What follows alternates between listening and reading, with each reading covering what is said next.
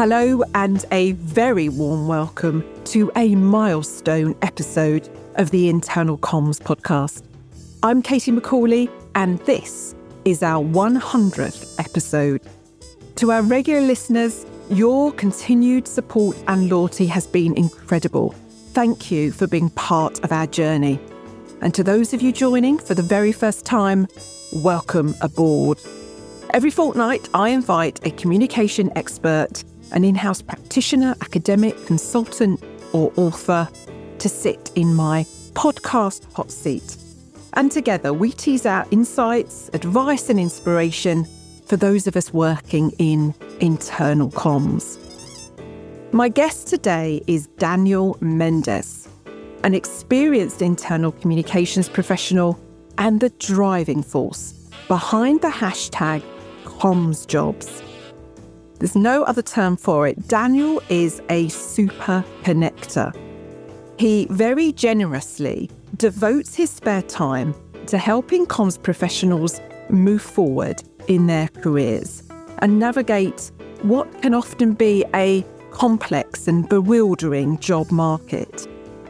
Daniel's early career involved crafting internal comms for employees of a copper mine in the foothills of the Chilean Andes. He later emigrated to the US, where he has worked in many highly technical industries, including engineering and construction, oil and gas, pharmaceuticals, and now healthcare. Now, this is a conversation about many things. How to find the right role, how to grow your network, how to gain the trust and respect of highly technical stakeholders and audiences. I learn about suitcase words, a new term for me, and Daniel gives the most thorough answer I have ever heard to the question of how to build resilience, based on his own experience of overcoming a series of professional and personal challenges. I've often said that internal comms attracts some of the loveliest folk. We are genuinely people. Daniel is the very best example of a people person, vivacious, warm and generous with his time, his network and his insight. So, without further ado, I bring you Daniel Mendez. So, Daniel, welcome to the Internal Comms podcast. It's a pleasure to have you here. Thank you so much for having me. I'm so honored and I'm a big fan. So I can't believe I'm talking to you. Oh, it's great to have you here. As comms professionals, we often have to write about diversity, equity, inclusion, those kinds of initiatives. We don't always have first-hand experience of these issues. So I was wondering, in terms of setting the scene for listeners, could you give us a sense of your background? What was it like emigrating to the US from Chile in 2016? And thank you for asking that question. I've always said that D&I in general, the way I see it, is very American-centric. And it doesn't really represent the experience of many people that come to the US. I wrote a post at some point about discovering my identity as a Latino and Hispanic male, because I never really thought about myself like that before coming to the US. So it was scary and lonely at times. And in talking to other people, it seems to be a pretty standard experience. The one thing that really hit me, I always acknowledged that I had left my home. So I left my friends, my family there, and the things I loved about my hometown and all those little things. But I never thought about not bringing my network with me. And that is something that, of course, it doesn't come immediately to you when you're like preparing to do a big relocation like that. But then it hit me when I started trying to find a job here in the US. I realized that I didn't have my classmates. I didn't have my professors, my colleagues, my bosses that could advocate for me and tell other people like, oh, this dude can do a good job and can perform in different environments or do the work that I was doing in Chile. And even if I wanted to connect a lot of the people that were my mentors and members of my network in Chile, a lot of them don't speak English. Wow. So it was a very tough time to just get my foot on the door. So that's one thing. The other thing is that I felt the pressure of looking for work in communications as a non-native English speaker. I started speaking English in 2011 after I met my wife. My wife is American and we met in Chile. She didn't speak Spanish. I didn't speak English. So it was like a whole dynamic there. And at some point, the language of love can only take you so far. We both had to start learning each other's languages. And there's this pressure of really proving your value as a communicator, because maybe it's a silly thing, but I felt it. It's like, how is this guy that has an accent, you can tell that English is not his native language, is going to be providing advice about how to communicate? So that was another thing that really affected me in the process of trying to find a job and really rebuild my value as a professional when I came to the US. So, I started attending happy hours, dinners, conferences, job fairs, job boards, networking events, you name it, and took every single opportunity I had to connect with people and show them that I was capable and really show my value. Because what it's in paper, in a resume or in an application, it never represents the real value of a person. And then after I found my first job in the US, I never stopped networking. And I think it's just so critical for people that immigrate into other countries to just feel that support that gives you the confidence to advance your career and continue to do what you were doing back home. I've got a follow-up question that's running around my head here. Are there small things that people can do, colleagues, teammates, people in your network, to make you feel like you're welcome and that you belong? And just thinking, when you reflect on your experience. Yeah, so I think that a lot of what I just said, it was really more in my head than in reality. I've been privileged and very lucky to have really welcoming teams and very supportive managers. But I know that maybe that's not the case for everybody. I would say acknowledging the differences is so important. Yes. And a lot of times we just pretend that by not acknowledging that, we are accepting. And that's not the case. So I feel like really being interested in genuinely express your interest in knowing about that person, background, understanding where they're coming from. Why are they thinking that way? Why are they thinking differently? All of that really helps to build that confidence and show up in a way that it's going to bring that extra spice to the way your company and your team is thinking. I'm a true believer that people coming from different backgrounds and different experiences, different societies and communities can add so much value, especially in the US. And not because I'm Hispanic, but just, Yeah, I agree. Spanish is the second most spoken language in the US. And the Hispanic Latino community has grown so much, and it's adding so much value to American society.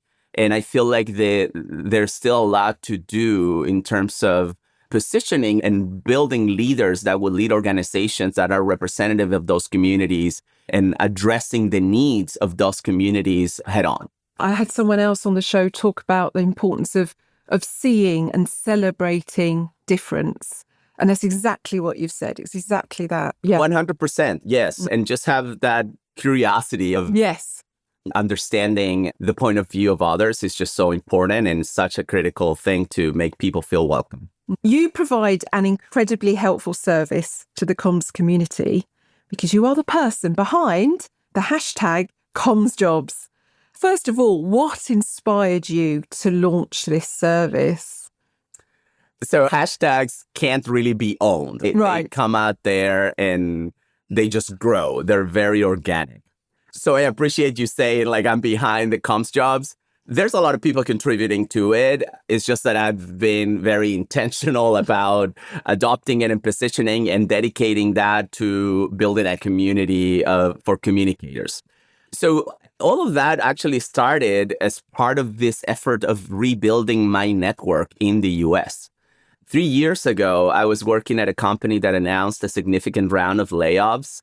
And unfortunately, many of my colleagues were impacted, and many of them had been with the company for 15 or 20 years. So it was a very tough situation. And when I asked them how I could help them, they asked me to connect them with people and help them network and get back into the market, because most of their network after 15, 20 years was in the same company.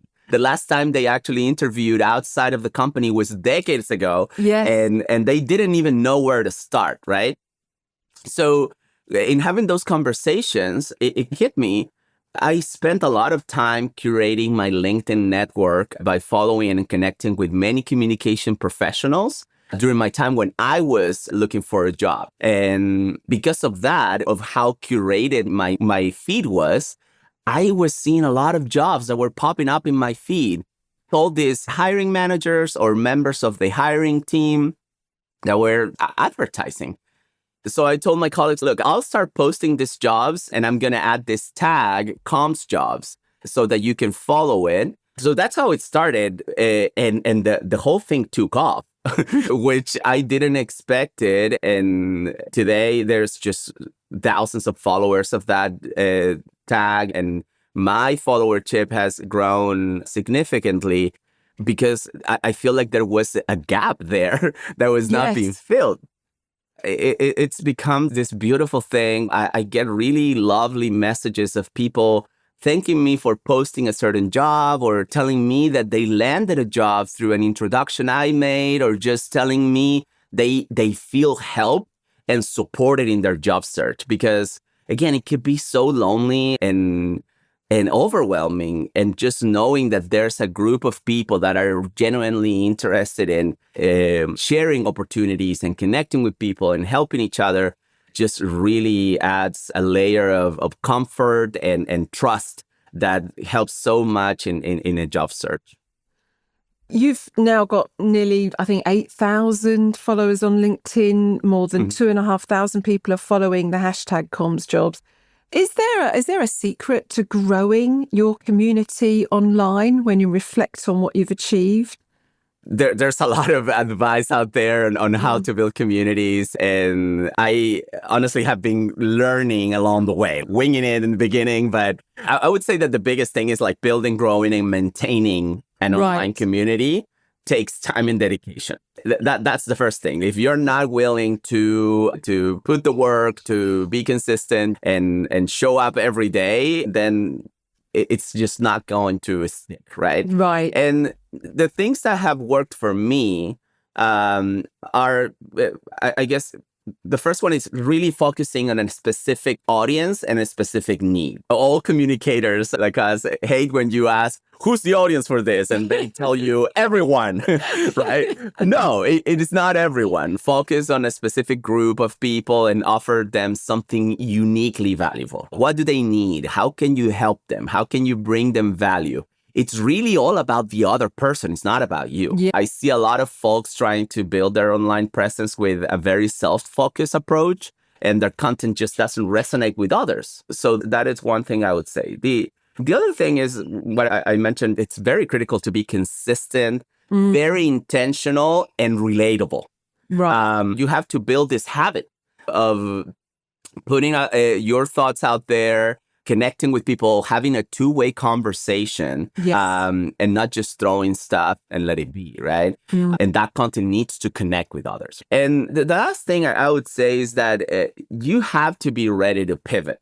Like, things move so quickly in social media and in the world in general these days. So what works today may not work tomorrow. Like, it changes that quickly. So it's important to always keep your eyes open and listen to your audience and tweak things based on what your audience is telling you. And for that, you have to be agile and don't be afraid to try new things. That's such good advice.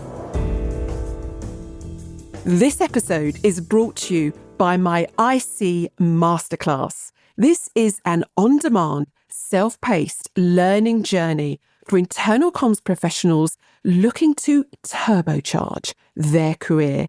It draws on my 30 years of experience and includes many insights from the wonderful guests that I've had on this show. The IC Masterclass launches later this summer, but you can sign up today to get updates on the launch and exclusive early bird discounts. Simply visit icmasterclass.com.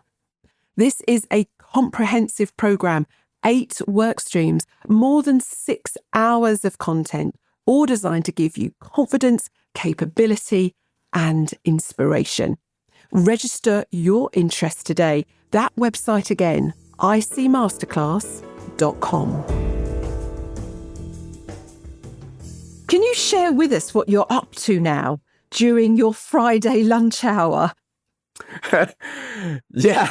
So, I dedicate my Friday lunchtime to connect with others. It's like a sub-product of what Comms Jobs started. A lot of people started messaging me like, hey, would you be willing to connect with me to talk about job opportunities or how I can change industry, how I can get into corporate communications from media and all sorts of things. I started having exchanges via LinkedIn, and texts sometimes can be awkward and you just can't engage in a conversation. So I was already doing this, but internally. I honestly tried to be very intentional about connecting with people within the organization. And there's a lot of colleagues that you don't see every day, or you just collaborate every once in a while. But I feel like you have to follow up, stay present. And so I was dedicating lunchtime to connect with those people, right? Yeah. I expanded this, and sometimes our current colleagues I don't get to see too often. Sometimes it's people in my network who I haven't seen in a while. And sometimes it's people I'm meeting for the first time, especially young professionals entering our field. And I believe that, as I said, building a strong network really takes dedication and patience. It doesn't happen overnight. And I think the most important thing is that you can't build it under pressure. Right? Interesting. So my motto is you need to make friends before you need them. I like that. So my lunch hour on Friday is my intentional time of the week where I nurture the relationships I already have, start new ones that will bring new perspectives to my life. And it's part of putting this hard work, right? To plant those seeds that would allow you to harvest support in the future when you need it. We hear a lot about the importance of generosity, but it's clearly that two-way relationship. You're building, you're investing in your future and your future network, and you're also offering advice freely, openly. It's such a lovely idea. What are some of the challenges you're hearing about typically when people are seeking a new role? When we spoke in preparation for this show, you mentioned that actually there are many job opportunities that don't even make those mainstream platforms like LinkedIn. So I guess, how do people actually then uncover what's actually out there in the job market? Yeah, I actually wrote an article a couple of years ago about this because it was one of the most frequent questions that I got. And yeah, a lot of people rely exclusively on the jobs tab on the LinkedIn platform to apply for jobs. And I honestly believe that's the worst approach possible because it's very inaccurate. It's very unreliable. You really don't know anything about that specific position. And that's for many reasons. Like, first, posting jobs on LinkedIn is very expensive. Yes. So many companies don't have the budget to post on there.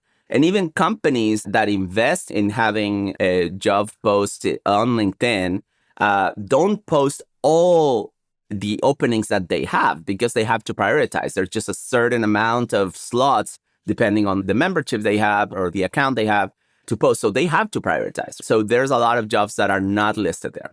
The other thing is that job openings rarely have a human contact associated with them. There are some best practices, I always say, when companies put the name of the recruiter or even the hiring manager on the job listing, right? But a lot of times that is just part of a process that has been defined internally in the company. And it doesn't mean that when you reach out to that person, they're necessarily going to answer. And unfortunately, it's very often you message those people and they just don't reply. Yes. So you don't have that human connection unless, of course, you know someone in the company, right?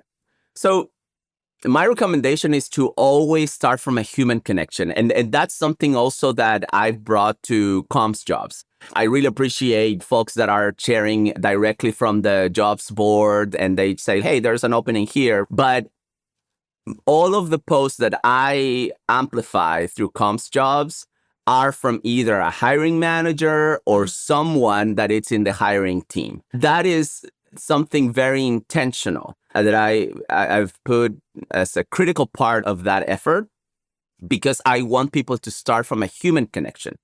That was my approach of looking for a job. Like I was always looking for posts discussing the type of roles I was interested in and see who was talking about those and then reach out. Because the people that are putting themselves out there to say, hey, I'm hiring, or hey, my team is hiring, or hey, there's an opportunity to join the company, they are willing to connect. If not, why will they do that? So I try to be very intentional about that. And people should take that as an invitation to reach out.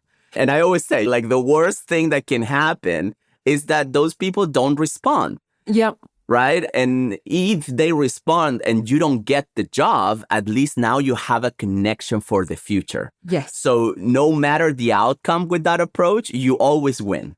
Yes. Right? And it really takes a lot of the anxiety of just throwing your resume and cover letter into a talent acquisition tracking system and just wait to see what happens. And you never hear, they ghost you. So it's something super important that I try to really prioritize in the posts that go under comms jobs. Does it also help counter the worry that AI is going to be the system, not the person, that's responsible for actually selecting first and second round candidates, because actually you're making that human connection and sort of going round the AI, as it were? Absolutely. This may sound weird, but I think that the arrival of artificial intelligence to processes across organizations, right, at all levels, finance, HR, legal, communications, supply chain, all levels, it's going to be all over. And that arrival, it's really going to reposition the human elements of work in a way that hasn't been done before.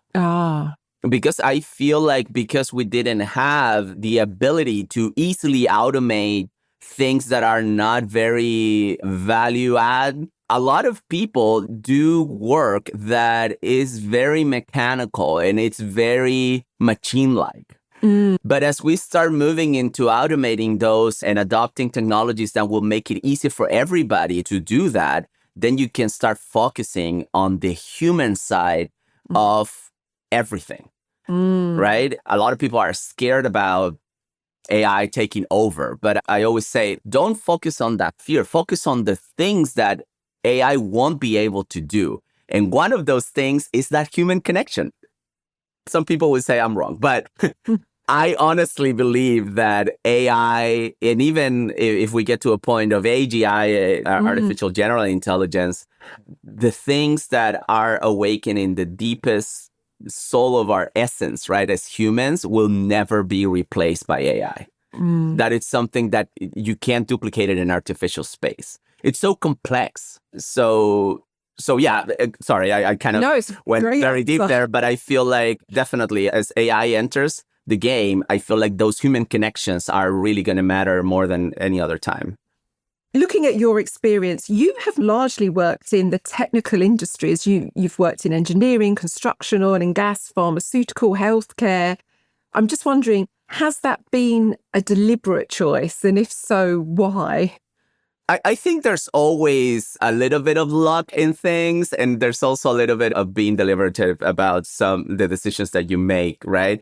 Yeah, it's been something that I've decided to do for my career, but also I've been very fortunate. Like I've been fortunate and privileged. I started my career in mining because that's the main economic activity in Chile, where I was born. I was born in the Atacama Desert, and I was always surrounded by mining activity. Like that was the big thing. And it's really a fascinating industry. Later on, when my wife and I decided to relocate to the US, my experience in industrial settings and communicating with non-wired employees, right? Yes. In large mining operations that were in trucks and drillers and bulldozers and all that, opened the doors for me to my first job in the US. And my first job in the US was working, doing communications in an engineering and construction company. And I stayed there for about 4 years. Career progression led me to the oil and gas industry within that same company. So we moved to Houston because of that. And then the pandemic hit. So I was in this very technical environment dealing with engineers and geologists and architects and all of that very technical area. But seeing the impacts of COVID-19 in the communities all over the world shook me, right? And that's when I started entertaining the idea of exploring a career in healthcare. And also, I'm a cancer survivor.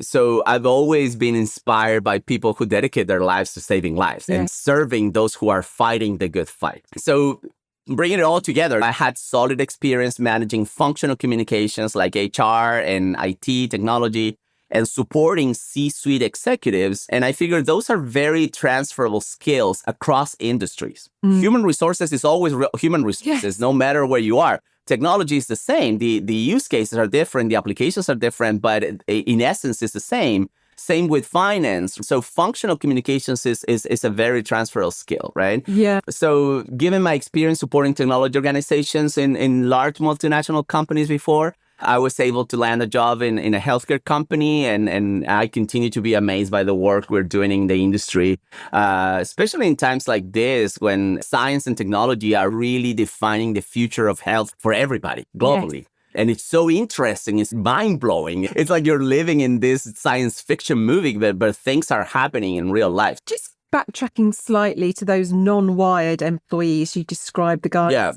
and girls, I'm sure, driving the trucks. That's always been... Lots of girls. Lots of girls. Good. I'm glad to hear it. Yes. It's always been a tough nut to crack in internal comms, how you engage and communicate with that non-wired workforce. I'm just curious on your reflections of what made the biggest difference in terms of connecting with those people and really resonating with them. This is always something that comes up in conferences, and I always get a little tickled by comments like, oh, today is everything about digital platforms and being connected, and you have to be on your audience's phone because that's where they live. You need to find them where they are. The newsletter is dead, the bulletin board is dead. And I always tell them, like, not for everybody. No, exactly. It's really not. Like, if you go to some parts of the Atacama Desert today and you do communications for a mining company where there's very, very little reception, people are operating big machinery where they can't be looking at their phone and they're not connected to a computer. How do you communicate with those folks, bringing this digital element to it, right? It doesn't work. So you have to really understand the needs of those audiences and employees and not be afraid of using the very basics of communications and the old school stuff. Yes. It was tough being there. And of course, you have all the corporate employees that are connected to a computer every day. So you can communicate with them via email, via Viva Engage, and all different platforms, right?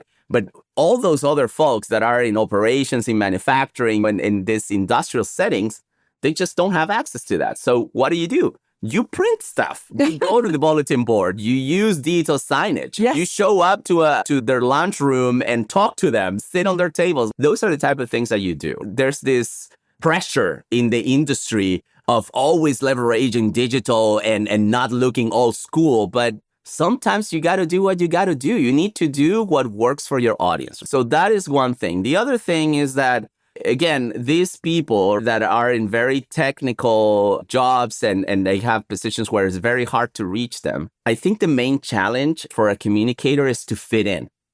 Because to fit in, you need to speak in their language. And that's how you build your reputation and you gain respect. And they start talking to you as a peer and not an intruder. right? Yes. So you need to have full immersion. When I first sat at a meeting, for example, with members of a technology leadership team, I never worked in IT before. Also, it was my first job in English, fully in English. I understood probably 30% of the whole conversation, but it wasn't because I wasn't understanding English. I wasn't understanding tech. The acronyms, the technical terms, the lingo, the challenges, it's really like a different language. And I'm sure that happens to everybody when they go into something that is new and it's very technical, very specific.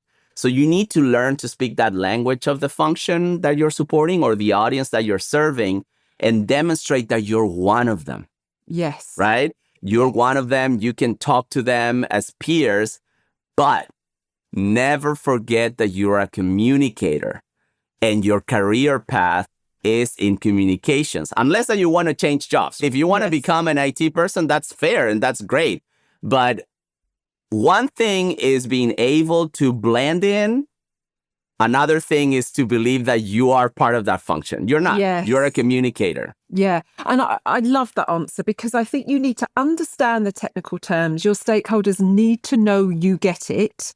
And then you can say, but do you know what? We're not going to use the acronym. Or you're going to explain what agile means or what a waterfall is or whatever it is. But I think you have to prove your understanding before you're allowed to make that challenge, if that makes sense. Yeah. That's right. Yeah. You describe yourself as a master storyteller. I know my listeners love a case study. Do you have an example of how you've used storytelling to turbocharge a comms initiative? Turbocharge. Well, I love that question. I think storytelling is such a critical skill within our toolkit, right? And what I love about storytelling is that you can do it in many ways. There's literature, there's audio, there's videos, multimedia, graphic novels, music, and even dance performances. There's a lot of possibilities, and I would encourage everybody to really explore those. And on that, during my first job in Chile, I supported a mining project, and it was a very early stage mining project. So one of the first jobs that I had was to roll out the company's mission, vision, and values, like very basic stuff to start building culture and start attracting more people, because at that point it was just a small team and we had to start hiring. So we also had to work in that employee value proposition. Rolling those type of artifacts can be really dry if you stick to a more traditional style, doing a town hall and just like cascading that. And we had a thought in trying to do something a little bolder and fun around it.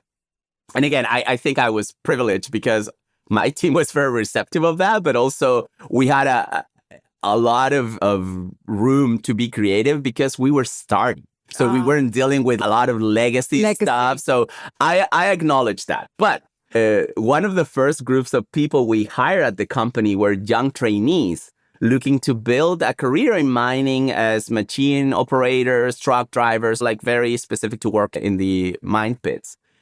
And we had heard in just talking to them that two of those trainees were MCs. They were rappers, right? And they had written a rap about the company. Oh, my goodness. And these are like 18, 19-year-old kids, right? We talked to them and asked them if they would be willing to use the song as an anthem for the campaign rollout. Oh, wow. And they were super excited about it, and they were willing to work with us to adapt the lyrics and incorporate the messages we needed to position. And we hired a studio to record the song professionally, something that they haven't done before. So they were like over the moon about it. And we even recorded a video clip on site of them singing the song and just walking into the different facilities. The operations at that point, there was a lot of work in the mine pit to do the pre-stripping, they call it, when they take off all the sterile material to get to the ore. So the trucks were connected with a closed radio station. Yes. We were able to just send messages there. So we started playing the song there. And we also brought the two kids, the rappers, to a company's annual Olympics that happened at that time. And they performed the song on stage. So the whole campaign ran for a whole year, and the song was central to the whole thing, right? And it was so cool. I remember walking around and you could hear some employees just humming and singing the song when they're walking around the offices. So it was really lovely to engage at that level. And I always remember that because it was such a fun experience. And I'm also so into music that it was so great to bring that knowledge and passion to this project. And I just loved it. It was great.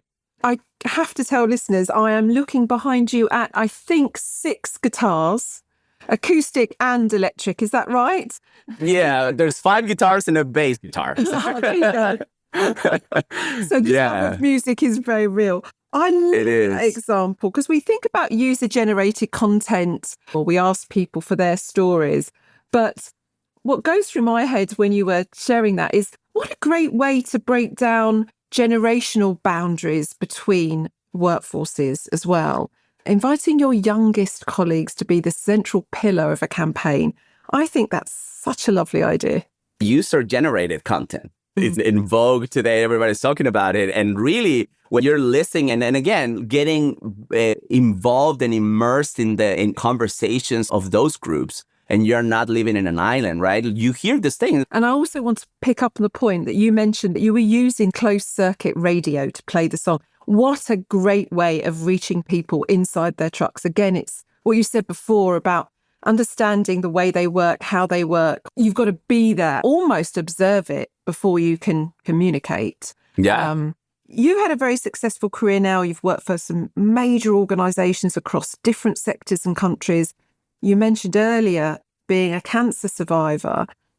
We hear a lot of a talk about the importance of resilience these days. You do seem an ideal person to ask this question of. What does that word resilience mean to you? And what's your advice to others when it comes to building their resilience? Can I go deep here? Please go deep. This show is only about going deep. All right. Yeah. So last year, I took a course about AI for business transformation at MIT. I promise I have a point here. And I learned about the term suitcase word. I had never heard that before. And suitcase word. Yeah. And this is a term that was coined by Marvin Minsky in a book, The Emotional Machine. And a suitcase word refers to big words that mean nothing by itself, but hold a bunch of things inside that you have to unpack, right? So they're so broad, they cover too many things for a precise definition. For example, intelligence. What really is intelligence? When you talk about artificial intelligence, right? Can we really be sure that a machine can be intelligent? Because there's so many things into that word. Same with creativity. There's so many things. Emotions, it's another one. And to me, resilience is one of them. It's a suitcase word because it has so many things in it. For example, adaptability.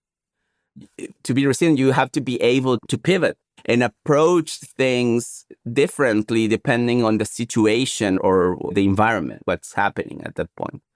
To be resilient, you also have to be persistent. You have to keep sight of things that will happen in the future and really focus on that goal despite whatever life throws at you. Because there's going to be a lot of obstacles and setbacks, but you need to be persistent, right?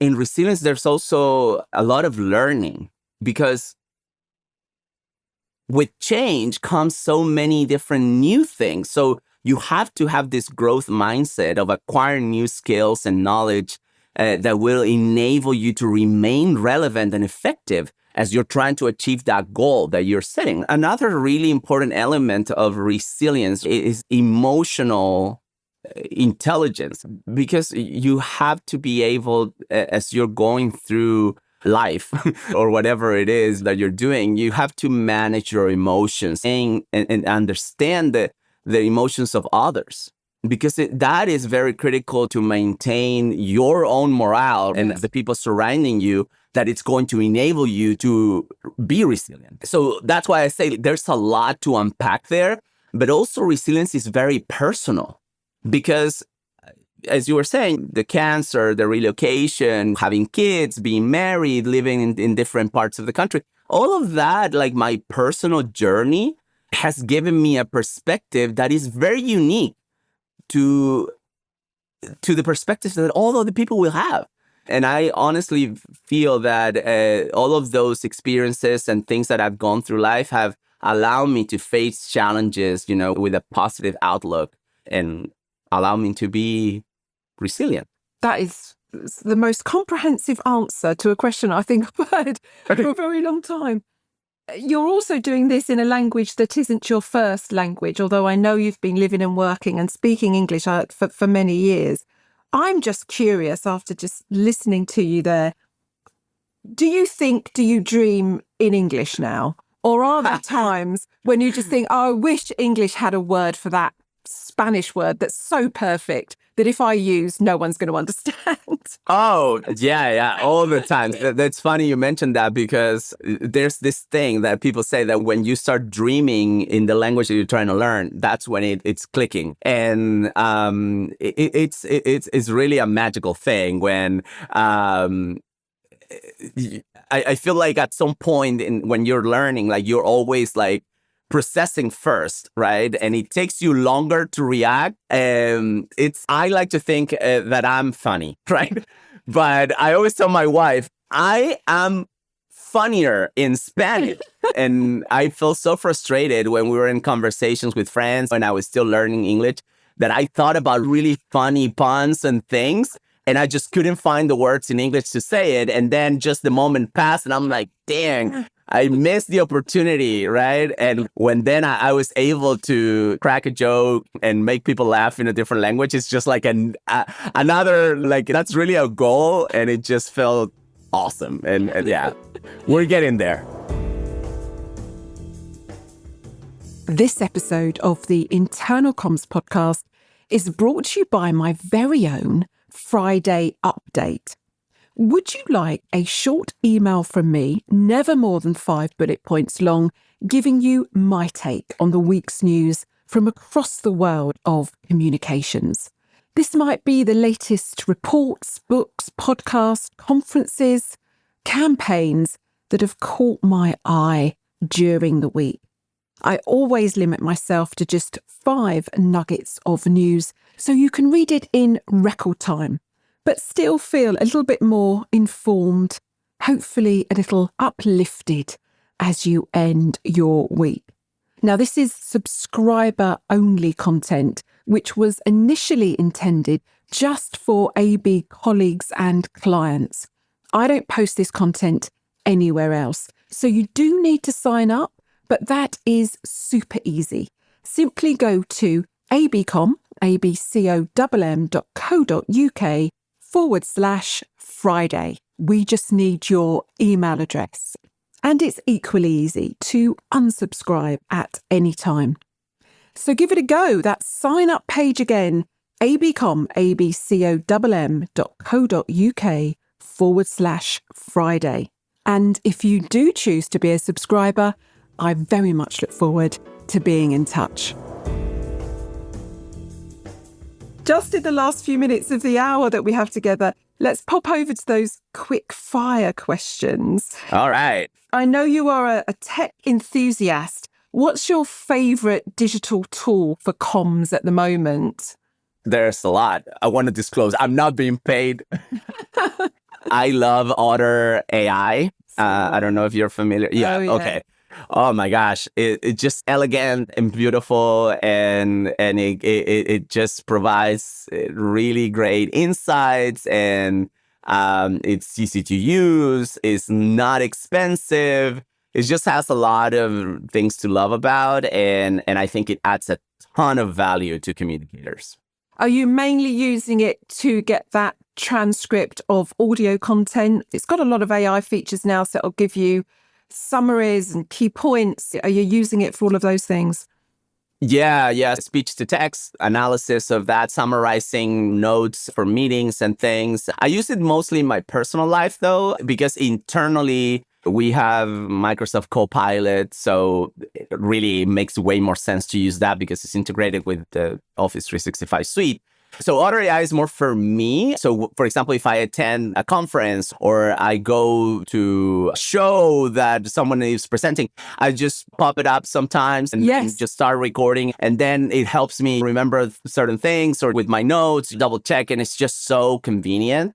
But the other thing is I create a lot of content for LinkedIn. And a lot of times if I'm walking the dog or just driving even, I get some thoughts and I just start talking to it, and that takes the notes, and then I can use the AI part to identify within all that ramble, right? What are the good points and what can I do with it, and help me put together ideas. Yeah, that's the main use that I have for it. That is such great advice. Thank you. Yeah. What's the best piece of career advice you've ever been given, do you think? Make friends before you need them. Communications is a team sport. Nice. And no one does something single-handedly. Yeah. That gets under my skin when someone says, I single-handedly achieved blah, blah, blah. You did not. You always need help from others. And things go way smoothly when you have friends and trusted relationships that you can leverage when you're trying to achieve something. So always prioritize planting the seeds of friendship, watering those seeds, and keeping that alive all the time. Love it. What's the one piece of bad advice or unhelpful thinking that you think has consistently dogged the communications profession? So maybe this is going to go against the answer I did before, because it's going to give me some enemies instead of friends. But here it goes, for what it's worth. So I know that we're in a very data-driven environment, right? All industries, all companies are always trying to prove value. And for that, you need numbers and you need metrics and you need to measure stuff. All good with that.